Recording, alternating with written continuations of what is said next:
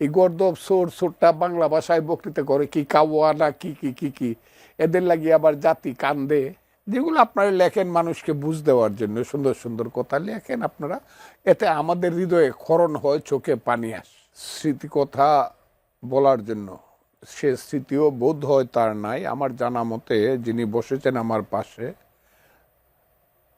ওনার জন্মদাতাকে যখন কুলাঙ্গারেরা ধরে নিয়ে যায় নরপশুরা, তখন ওনার বয়স হয়তো বা 4 অথবা 5 বছর। কাজে অতটা স্মৃতিও ওনার নাই, আছে শুধু সারা জীবনের হৃদয়ের কান্না। এখন ওনার বয়স 59 বছর, আমার হিসাব অনুযায়ী 58-59। হৃদয়ের কান্না। তার যে বড় ভাইটি তখন 12-13 বছর ছিল, মিশুক মনির, ওনার সঙ্গে 2-1 বার আমার তার কর্মক্ষেত্রে পরিচয় ছিল। ওনার সঙ্গে আমার কোনো, আজকে যার সঙ্গে কথা বলতে বসেছি ওনার সঙ্গে পরিচয় নেই। ওই যে আপনি আলুর পথে বলছেন, কি আলুর পথে? ওই স্বাধীন সংলাপ, কি স্বাধীন? কেন এগুলা বলেন আপনারা টেলিভিশনে? বলে বলে মানুষকে বিভ্রান্ত করেন। এই দেশ স্বাধীনও না, এই দেশের স্বাধীনতা নাই, মানুষের ব্যক্তির স্বাধীনতা নয়, আলো তো নাই। এটা অন্ধকারের এমন গভীরেই দেশ নিমজ্জিত হয়েছে। আমার জীবনকালে এই দেশে আর কোনো আলোকবর্তিকা আমি দেখতে পারবো এটা মনে করি না। যেগুলো আপনারা লেখেন মানুষকে বুঝ দেওয়ার জন্য সুন্দর সুন্দর কথা লেখেন আপনারা, এতে আমাদের হৃদয়ে ক্ষরণ হয়, চোখে পানি আসে। এই দেশে কোনো আলো নাই, দেশটা শেষ হয়ে গেছে। 54 বছর আগে 69, 70, 71, আমি 69 সনের সেপ্টেম্বর মাসে এসে ঢাকা বিশ্ববিদ্যালয়ে ভর্তি হয়েছি MA ক্লাসে, 22 বছর বয়সে, 22.5 বছর বয়সে। সেপ্টেম্বর মাসে ভর্তিছি, অক্টোবর, নভেম্বর, ডিসেম্বর মাসে হঠাৎ করে 69 সনের ডিসেম্বর মাসে এই মনির চৌধুরী সাহেব বলতেছে, 2 জন টিচার আমাদের জগন্নাথ হলের উত্তর গেটের সামনে তখন পিঠা বানাইতো। ঢাকাতে এত পিঠার দোকান ছিল না। আমি দেখলাম ওনারা 2 বন্ধু দাঁড়ায়া দাঁড়ায়া পিঠা খাইতেছে। স্যারকে দেখলাম, মনির চৌধুরী স্যার, আর সম্ভবত 2 জনই পৃথিবীতে নেই, তার নাম বোধ হয় গিয়াসউদ্দিন সাহেব।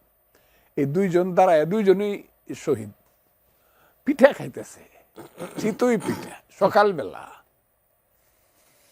আমার শরীর একটা ঝাড়া মারলো, কারণ আমি ওনাকে ওইভাবে চিনতাম না। তার একটা বই পড়ে আমি চিনলাম তাকে। বইটার নাম হলো রক্তাক্ত প্রান্তর। এই বইটা যারা না পড়ছে তাদের শিক্ষা জীবনে নিশ্চয়ই সবাই পড়ছে। আমার এই বইটা আমি উপলব্ধি দিয়েই পড়েছি। এই বইয়ের কতগুলো ক্যারেক্টার, বিশেষ করে ইব্রাহিম কার্দির ক্যারেক্টার। যাও, মনির চৌধুরী সাহেবের প্রতি আমার শ্রদ্ধা, অসীম শ্রদ্ধা, শুধু এই কারণে না, উনি ওই যে জেল খাটতে শুরু করছে, বাম রাজনীতি, প্রগতিশীল রাজনীতি, যখন এই দেশে নারায়ে তকবীর আল্লাহু আকবার, লড়কে লেঙ্গে পাকিস্তান, ছিনকে লেঙ্গে পাকিস্তান, হাত মে বিড়ি মুখ মে পান, ছিনকে লেঙ্গে পাকিস্তান স্লোগানে যখন মুখরিত, তখন তারা ভাই বোন জনাব মনির চৌধুরী এবং নাদিরা বেগম, তারা তখন স্লোগান দেয়, এ আজাদি ঝোটা হে লাখো ইনসান ভুকা হে। কত শ্রদ্ধা পাওয়ার যোগ্য।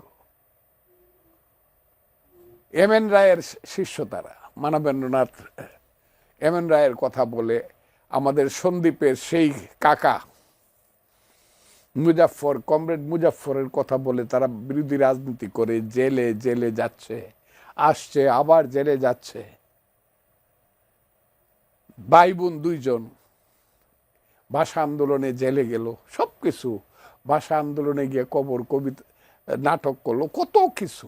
মনির চৌধুরীর ইতিহাস বলে শেষ করা যাবে না। অল্প বয়সে মারা গেছে আমি বলবো না, তবে মধ্য গগনে তখনও তিনি আসেন নাই।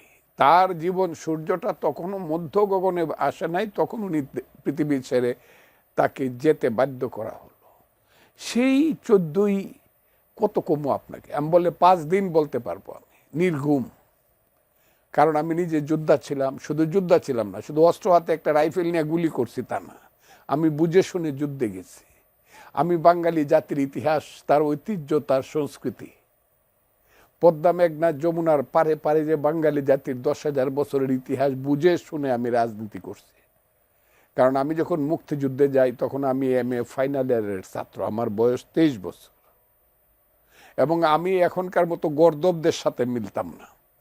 তারা ভালো কি মন্দ পরবর্তী সময়ে সেটা আমি বলবো না, আমার সেই সময় রিয়েল মিলটাই ছিল সিরাজুল আলম খান, আব্দুর রাজ্জাকদের মতো লোকজন, ছাত্রনেতাদের সাথে।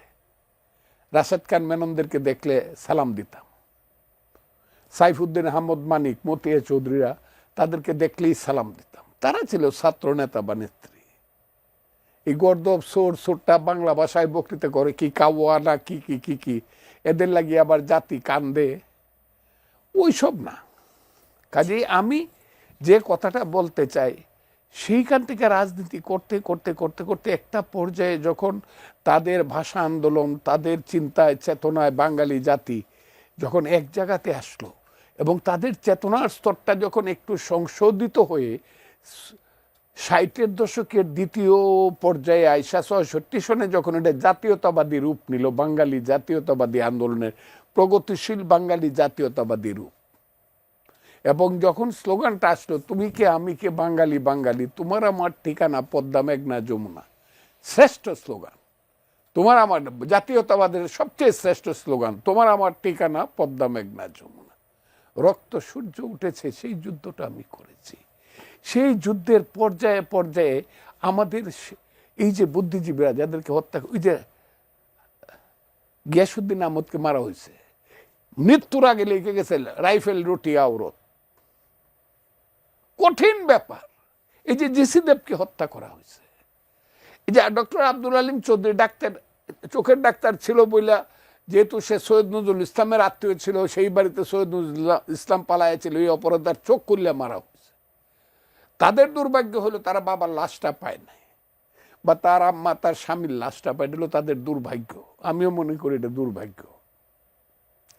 কিন্তু মুনির চৌধুরীদেরকে হত্যা করার কারণটা হলো এই দেশটাকে মেধাশূন্য করা, বাঙালি যাতে সামনের দিকে আগাতে না পারে, তার চোখটাকে তুলে ফেলা, যাতে অন্ধকার সব।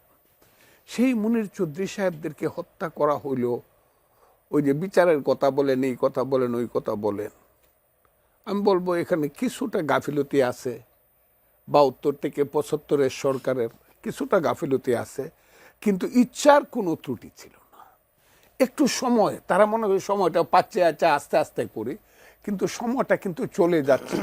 মুনির চৌধুরী সাহেবদের মতো মহামানবদেরকে এবং অন্যান্য বুদ্ধিজীবীদেরকে আজকে যে 14ই ডিসেম্বর বুদ্ধিজীবী হত্যা দিবস, যাদেরকে হত্যা করছে তাদের কঠিন বিচার হওয়া উচিত ছিল, যে বিচারটা হয় না।